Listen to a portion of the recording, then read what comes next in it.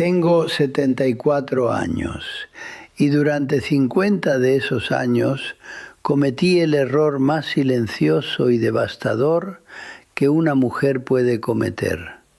Me borré educadamente de mi propia vida, creyendo que eso se llamaba amor.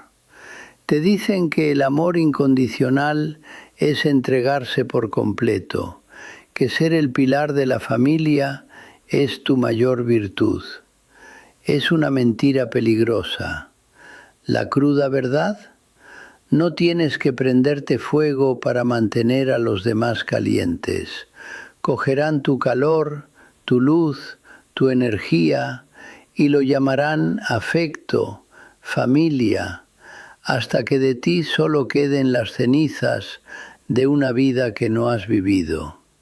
Así que, antes de que pases un día más convirtiéndote en un fantasma en tu propia casa, acércate, escucha con el alma.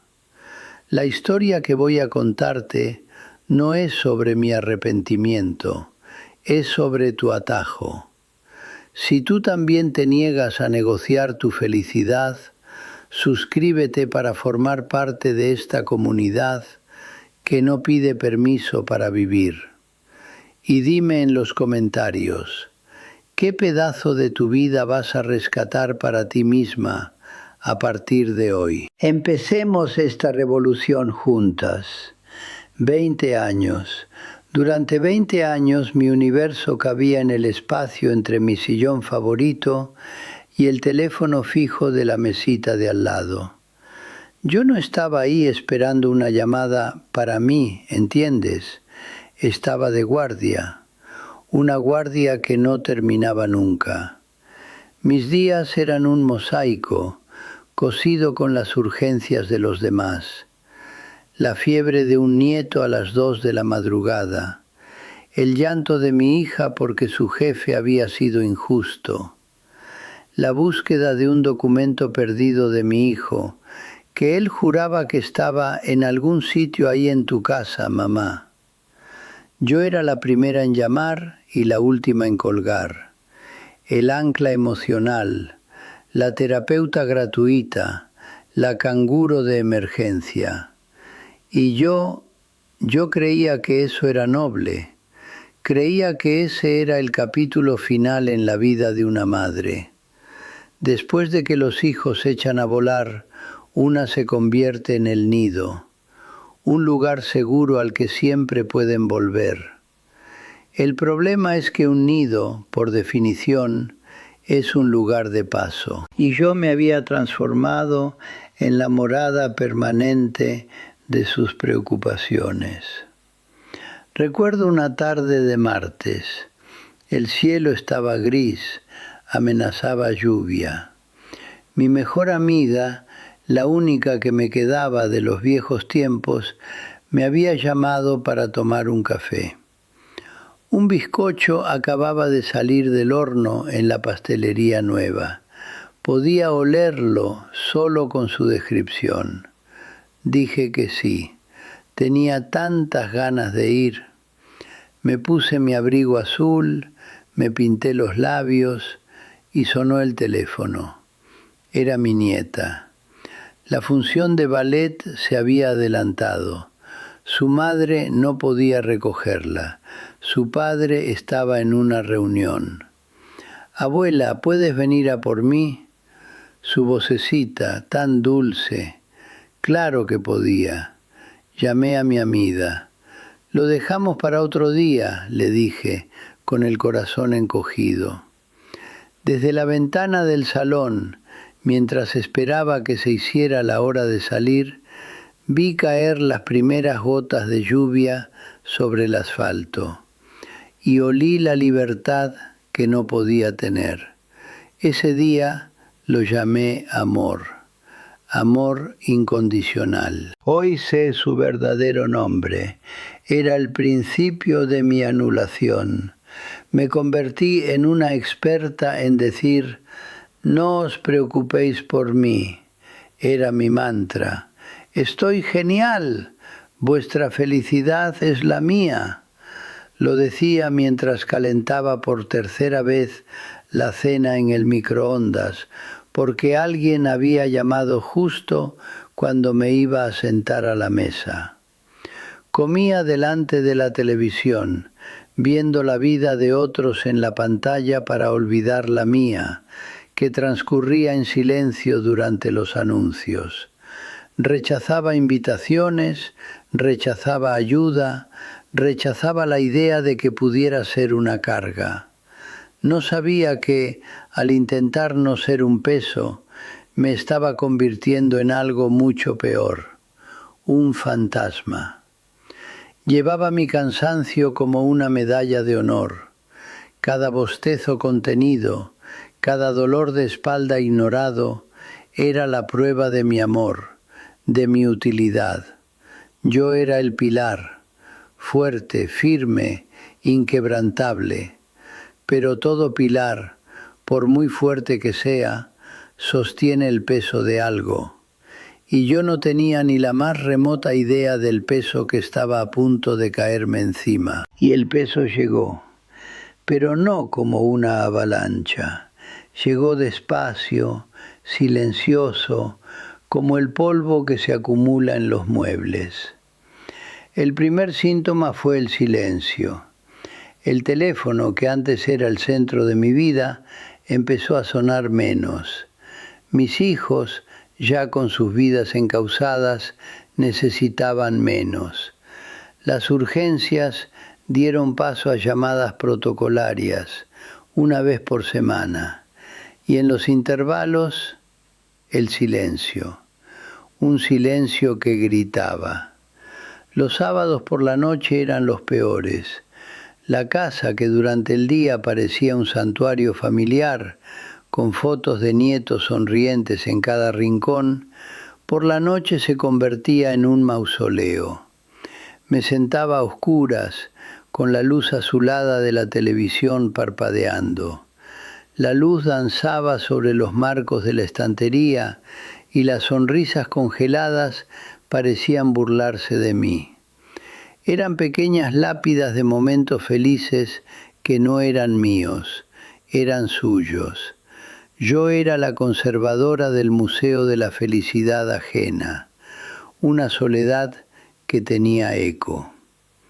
Después, el peso se instaló en mi cuerpo. Empezó como una punzada en la espalda.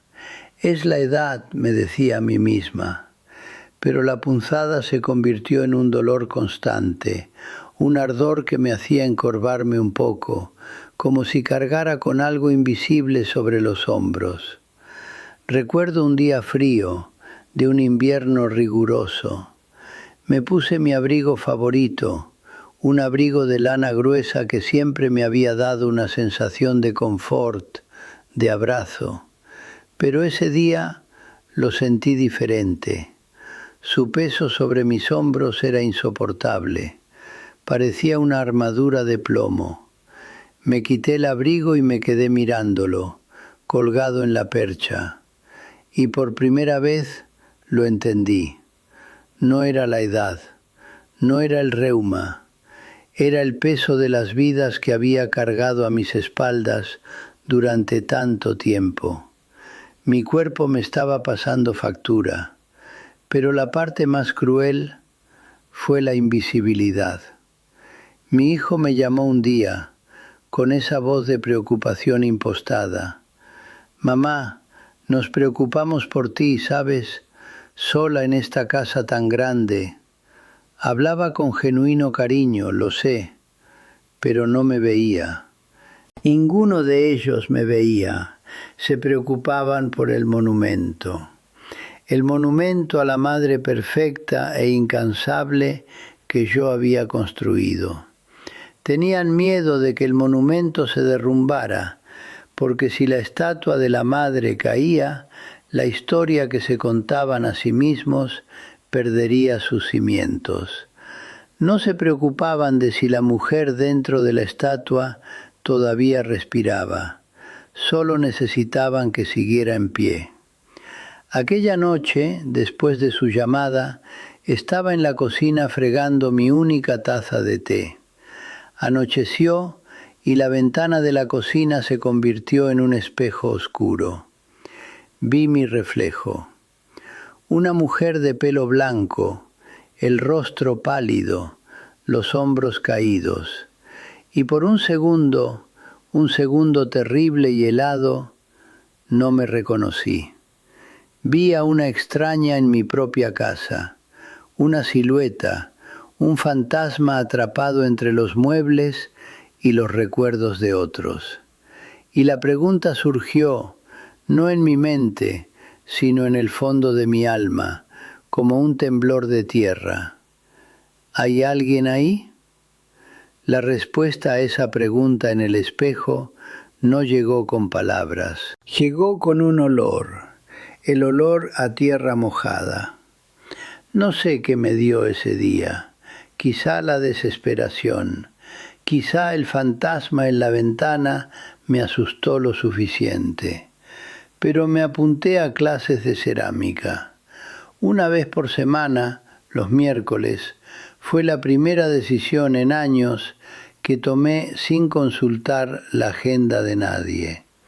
Y fue allí donde apareció. Él era como yo, con más plata en el pelo que juventud, pero sus ojos brillaban con una curiosidad que yo no veía desde hacía mucho tiempo. Le costaba centrar la arcilla en el torno. Su pieza bailaba, torcida, rebelde. Miró a su alrededor y yo me encogí, esperando que le pidiera ayuda a la profesora. Pero me miró a mí, no a la señora o a la abuela de la clase, a mí. «Parece que sabes lo que haces», dijo, con una media sonrisa. Y yo sabía. En ese momento no era el ancla de nadie, no era el pilar de ninguna familia. Era una mujer con las manos sucias de barro que sabía encontrar el centro de un trozo de arcilla. La sensación de esa arcilla fría y lisa, la fuerza que tuve que hacer. Era un olor a creación, no a mantenimiento. Era la primera vez en décadas que estaba creando algo nuevo en lugar de simplemente arreglar lo que ya existía. Una semana después, un martes por la noche, sonó el teléfono de casa. Mi corazón, por costumbre, dio un vuelco. El pánico de siempre. «¿Cuál es la emergencia?», contesté conteniendo la respiración. Pero no era una emergencia, era él. Su voz era tranquila, sin urgencia. «Disculpa que te llame así, solo quería saber cómo estabas. Hoy he pensado en ti». Me quedé en silencio un instante.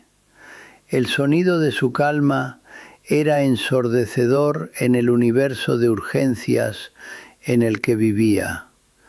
Por primera vez en 20 años, una llamada era un regalo, no una citación. No sabía que el teléfono podía servir para eso. Hablamos durante casi una hora de nada y de todo, del tiempo, del sabor de la arcilla, de la nostalgia por cosas que ni siquiera sabíamos nombrar. Fue mientras aún sonreía, después de colgar, que mi móvil vibró en la mesa. 1, 2, 3 veces. Era mi hija. La ignoré. Necesitaba 1 minuto más de esa paz. 1 minuto solo para mí. Entonces sonó la notificación del buzón de voz. Le di al play. Su voz no era de preocupación, era de hielo, fría, cortante. «Mamá, te he llamado 3 veces. ¿Dónde estabas? No me puedo creer que no me cogieras el teléfono cuando te necesitaba. ¿Quién es más importante que tu familia?» La pregunta quedó flotando en el aire, suspendida en el silencio de mi salón. Mis ojos se sintieron atraídos hacia la mesa de centro, hacia el álbum de fotos, ese libro pesado, de cuero, que guardaba la historia de sus vidas, la historia que yo había ayudado a construir con mi tiempo, con mi cuerpo, con mi alma, el monumento. El móvil volvió a vibrar sobre la mesa, una vibración baja, irritante. Era el sonido de una cadena al ser sacudida, el sonido de mi correa. Miré ese álbum, el testamento de mi vida de servicio, y por primera vez, sin rabia, sin resentimiento, pero con la calma impactante y absoluta de una verdad que emerge desde lo más profundo, respondí a su pregunta en silencio. Yo soy. Yo soy más importante. Y entonces aquí está el atajo, el consejo que le daría a esa mujer que fui y que te doy a ti, ahora, con la urgencia de quien sabe que cada minuto cuenta. Esa noche no grité, no discutí, simplemente me levanté, cogí el pesado álbum de fotos de la mesa de centro, sentí su peso en mis manos por última vez y lo coloqué en la estantería más alta. No en la basura, no con rabia, simplemente en su debido lugar. El sonido de la tapa de cuero al cerrarse fue seco, definitivo, clac.